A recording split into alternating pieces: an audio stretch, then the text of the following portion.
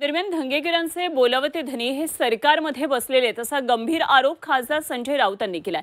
धंगेकर हे एक मोहरा आहेत आणि त्यांना मदत करणारे हात हे वेगळे आहेत असा दावा राऊतांनी केलाय। भाजपमध्ये मुरलीधर मोहोळांच्या विरोधात एक गट असल्याचे राऊत म्हणाले। ते राऊतांना कोणीही गांभीर्याने घेत नसल्याचा टोला मुरलीधर मोहोळ यांनी लगावलाय।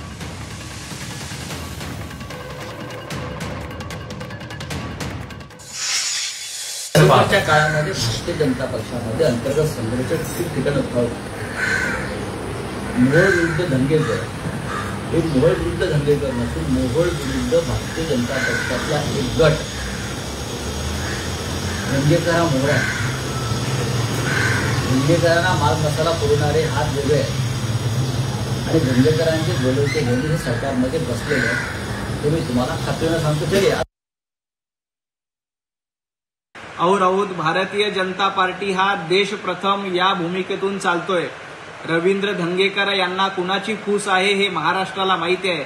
कदाचित संजय राऊत यांची फूस असल्यामुळे रवींद्र धंगेकर अशा पद्धतीचं बेतालपणे वक्तव्य करत आहेत।